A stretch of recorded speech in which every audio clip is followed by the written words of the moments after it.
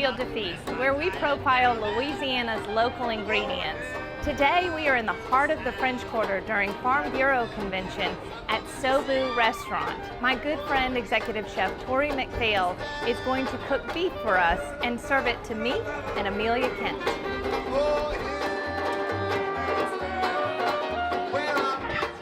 Field to Feast with Jennifer Finley is brought to you by the Louisiana Crawfish Promotion and Research Board, Louisiana Crawfish, ask before you eat, by the Louisiana Beef Industry Council, beef, it's what's for dinner, and by the Louisiana Rice Promotion Board, think rice.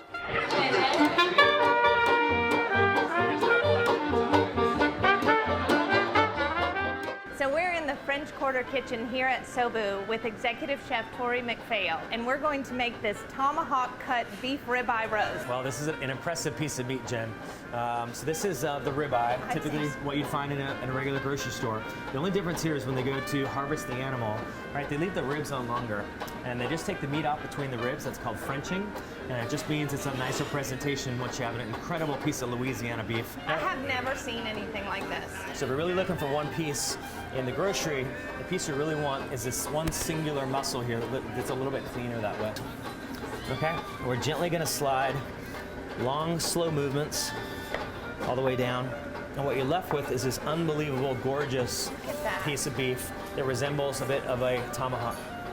Oh, okay? I finally get it. And that's just an amazing and very impressive piece of beef, huh? It's wonderful. It's absolutely beautiful. So for this guy, we're gonna add, it's a big piece of meat. This probably weighs about 3.5 pounds, okay? So don't be bashful, right? We live here in Louisiana, right? We love our seasoning. Yeah, okay? Bold seasoning. That's it. So you see how much salt is here, right? A good amount of salt, and you always want to do salt first, because what happens when salt meets moisture, it starts to melt, it starts to break down, okay? If I was to add the pepper first, pepper's very dry, okay? And it kind of creates a barrier. How have I known you 20 years, and this is the first time I've heard you say that. Is that right? Yes. It's very true, so always salt first. I'm gonna show you a trick here with the grill. Okay, we don't want to add too much dried spices, any herbs on top of it, because the grill's going to be so hot, it's going to scorch and burn. Okay, so for something like this, it's a gorgeous cut of beef. We want to just showcase the natural flavor of the beef. So just salt, just pepper, real simple perfection on amazing beef. Okay, good. Let's go to the grill. Let's go.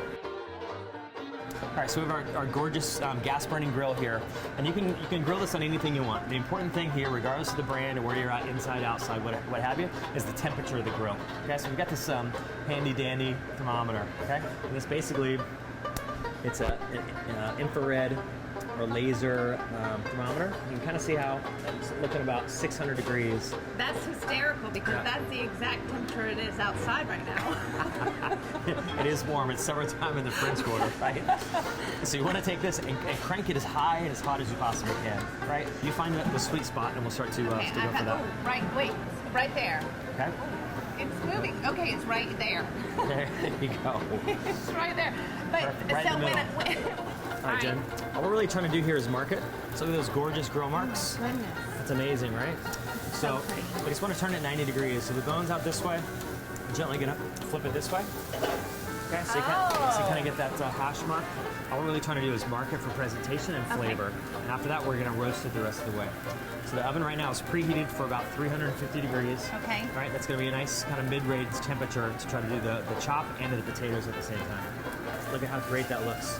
It's so bubbling, gorgeous, right? Gorgeous. Okay. So I'm just gonna sear it on this side as well. And again, we're gonna try to encourage the Maillard reaction, that caramelization of the beef.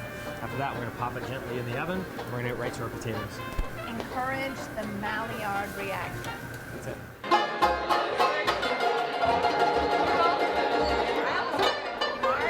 Get set. What's next? All right, Jen, now that our steak is in the oven, we're gonna get to our potato gratin. Again, this is really easy. It's not intimidating at all, but today... I love the way you say that. Gratin. Thank you for saying that. There you go. But today we're gonna use Louisiana sweet potatoes too. I'll kind of keep it right here at home. Generally, it's about 2 to 1, okay? Sweet potatoes generally are a little bit larger. So I've got 1 sweet potato, 2 regular russet potatoes. Okay. Not a big deal, okay? And at this point, we're gonna add in a little bit of caramelized garlic. So you just did this earlier in a skillet. That's exactly it. So garlic, a little bit of caramelized onions, and you can use any type of onion you want. Okay, and here we're going to use salt first. Salt first, exactly, because it's going to break down. The other thing we're going to use is some Parmesan cheese. Oh, So a okay. second ago we talked about craveability, okay? But Parmesan cheese, shiitake mushrooms, some of those ingredients are high in glutamate, which is that craveability that releases endorphins in the brain. We're just going to pour in some heavy cream. So far we have sweet potatoes, regular potatoes, caramelized onions, garlic, salt, pepper, and heavy cream. That's it. Okay? That is easy. And it's like And typical Parmesan. stuff you're going to find in your normal pantry. We're going to take this to the oven, and then we're going to flip our steak over and see how it's doing. Okay? All right, Yeah, I'm come on. ready.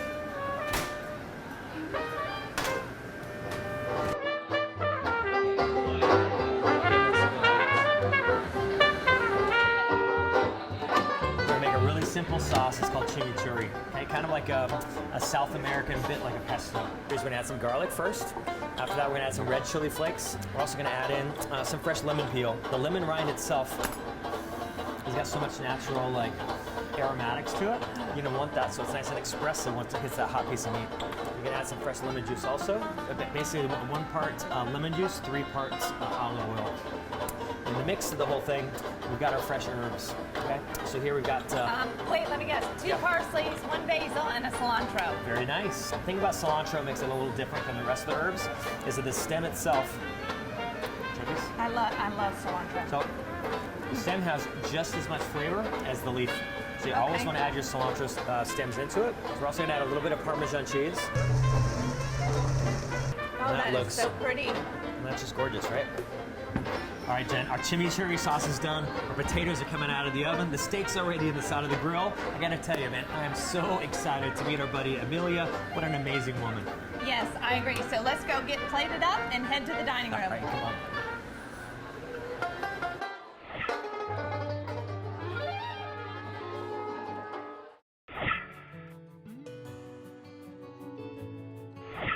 We're in the dining room here at SoBou, which stands for South of Bourbon, and Amelia Ken is joining us. We are so excited to have her. Chef Tory is about to serve us some of this fantastic beef. Are you ready to eat? I am. Awesome, here he comes. Hi, ladies, how are you? Look Hi. at this. So it all starts with the main ingredient, this beautiful Louisiana beef. Today we've chosen this gorgeous tomahawk chop. Right, you were with me in the kitchen. Just very simple, right? We want to let the true flavor of the beef stand out. So my husband and I farm in East Louisiana Parish, so just north of Baton Rouge. We both come from a farming background. When we met, we each had cattle of our own. So through the course of planning a wedding and relocating was also combining farms. You hear a lot of challenges about young people not being able to get into farming or maybe not being able to access land, and that has not been our experience. We're very fortunate. So today our farm encompasses a cow herd that's a little bit shy of 300 head.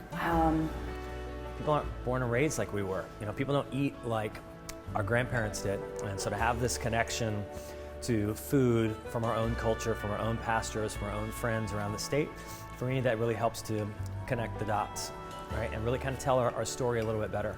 I mean, they're coming to Louisiana because our food is famous. You know, our music is famous, our culture is famous.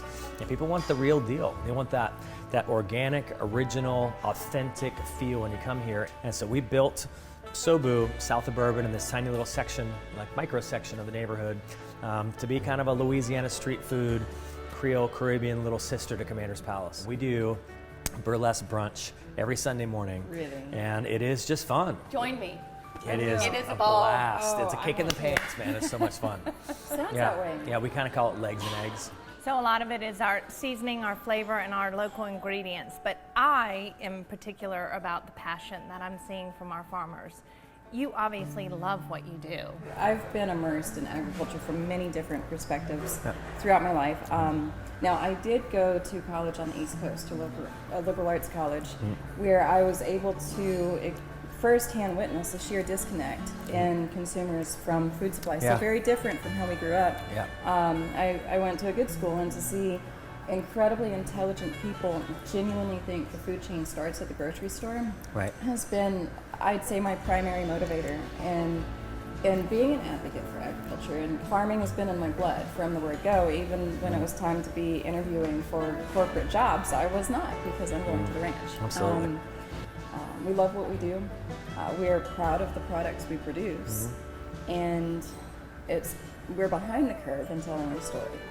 Well, you are an amazing person to be telling that story. I am in complete awe of everything that you have to offer, and I'm so happy that you came to join us here at SoBou to enjoy some of Tory's food. Yes, likewise. I so wish that everyone watching could taste that, because that has to be one of my favorite steak dishes or steak bites of all time. So thank Very you. good. Ladies, cheers. Cheers. All right. Awesome. And we'll see you next time on Field to Feast. Field to Feast with Jennifer Finley was brought to you by the Louisiana Crawfish Promotion and Research Board, Louisiana Crawfish, Ask Before You Eat, by the Louisiana Beef Industry Council, Beef, It's What's for Dinner, and by the Louisiana Rice Promotion Board, Think Rice.